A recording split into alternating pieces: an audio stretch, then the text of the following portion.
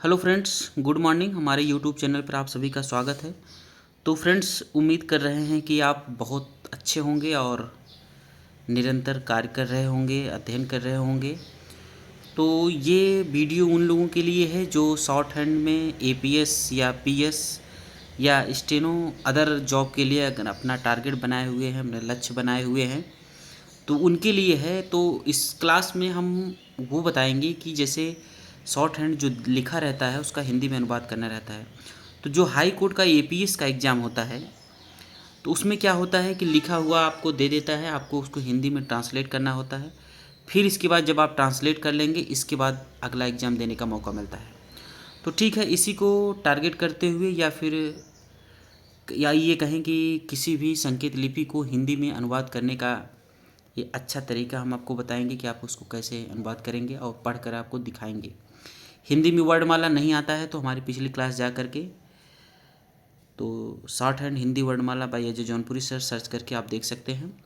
तो यहाँ पर हम आज पहली क्लास लेके आए हैं। लिखा गया है कि अभ्यास 1 हिंदी में अनुवाद करो, यानी संकेत लिपि शॉर्ट हैंड में लिखा गया है, इसका हिंदी में अनुवाद करना है।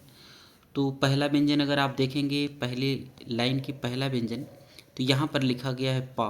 क्या लिखा गया है? पा, यानी ये प लिखा गया है। और यहाँ देखेंगे तो ये ट लिखा गया है। क्या लिखा गया है? ट। संकेत लिपि में ट है। हम यहाँ हिंदी लिखते चलेंगे, आप उसको मिलाते रहिएगा, ठीक है। अगला देखेंगे तो यहाँ पर ये क्या लिखा गया है? ज, यानी इसको हम ज पढ़ेंगे। इसको देखेंगे तो ये र लिखा गया है, ठीक है। र एक प्रकार से और लिखा जाता है, इस तरह लिखा जाता है, उसको भी आप समझ सकते हैं, ठीक है।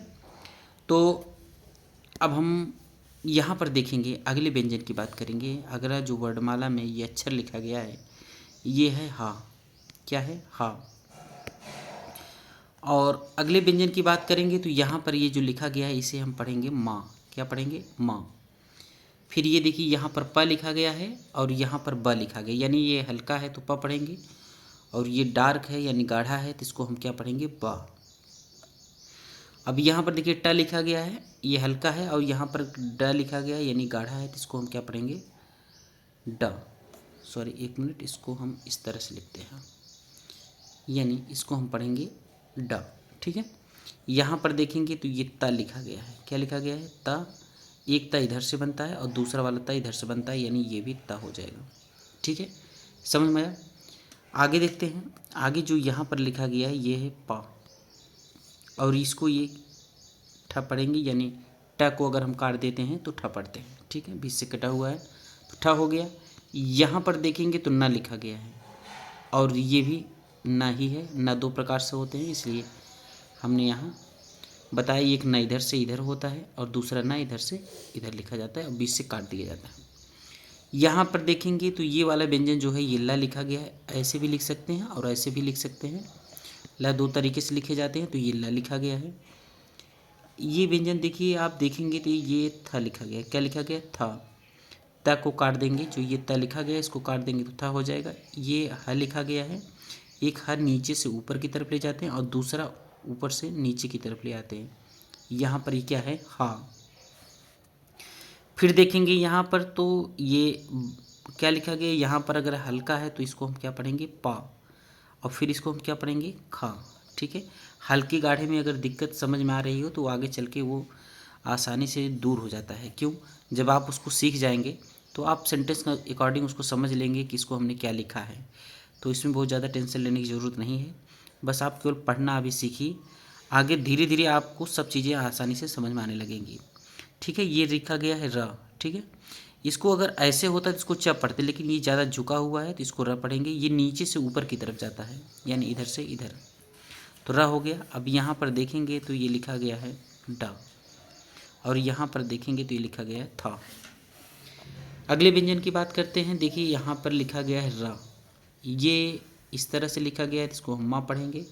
एकदम न का अपोजिट यहाँ न लिखा गया है, इसका अपोजिट माँ होता है, और इसी न को अपोजिट अगर कर दे तो यहाँ भी क्या हो जाएगा? माँ। फिर देखेंगे तो यहाँ पर क्या लिखा गया है? पा, और ये लिखा गया है ला। यहाँ पर देखेंगे तो खा लिखा गया है। यहाँ पर देखेंगे तो ये क्या लिखा गया है? पा के बाद क्या आता है? ड, इस तरह से, ठीक है। अब यहाँ पर देखेंगे तो क्या लिखा गया है? ठा। ट के बाद ठ। यहाँ पर देखेंगे तो ये गाढ़ा है तो इसको हम ज पढ़ेंगे, और यहाँ पर देखेंगे तो इसको हम फ पढ़ेंगे, यहाँ पर देखेंगे तो द लिखा गया है। इतनी चीज़ें समझ में आई। ठीक है, आगे बढ़ते हैं। आगे देखेंगे अगर यहाँ पर तो देखेंगे तो यहाँ पर लिखा गया है फा। क्या लिखा गया? फा। इसको हम यहाँ पर लिख दे रहे हैं, फा हो गया। और फिर देखेंगे अगला व्यंजन जो लिखा गया, अगला व्यंजन लिखा गया है टा। क्या लिखा गया है? टा। फिर देखेंगे तो यहाँ पर ये जो लिखा गया है ये ज है, फिर यहाँ पर थ लिखा गया है और ये भी थ ही है, क्यों एक बाएं तरफ से लिखा जाता है और एक दाएं तरफ से लिखा जाता है। ठीक है, अगले व्यंजन की बात करें तो यहाँ पर द लिखा गया है, और फिर देखेंगे तो यहाँ पर न लिखा गया है, एक बार ऊपर मिल चुका है आप देखे होंगे। फिर यहाँ पर देखेंगे फिर न लिख दिया गया है। यानी कहने का मतलब ये है कि न और म, त, थ, द, ध, न और म, ये ऐसे व्यंजन हैं, इसको अब तक हम दो देख ले रहे हैं। आगे चल के ह भी दो तरह के से मिलेगा और श भी दो तरह से मिलेगा। ठीक है, तो आगे बढ़ते हैं। आगे जो लिखा गया है यहाँ पर ये क लिखा गया है, इसको हम स पढ़ेंगे। क्या पढ़ेंगे? स। फिर देखेंगे तो ये ह लिखा गया है। ठीक है, एक ह नीचे से ऊपर और एक ऊपर से नीचे।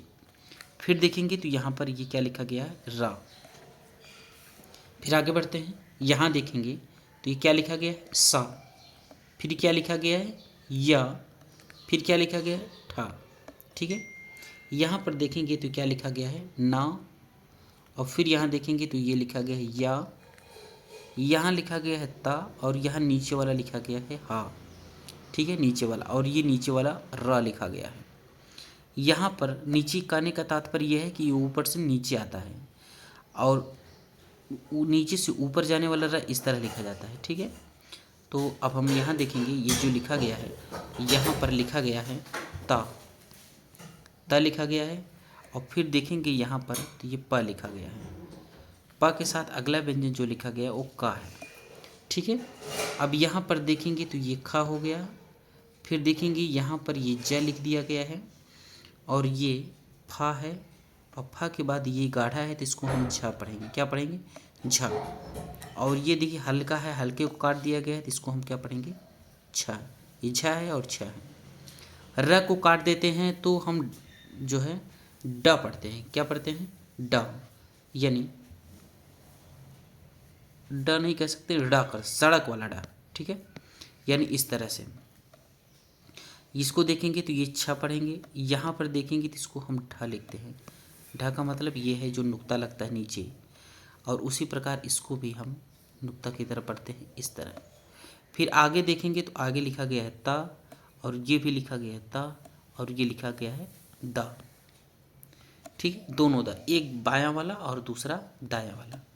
ठीक है, ये रहा अभ्यास 1।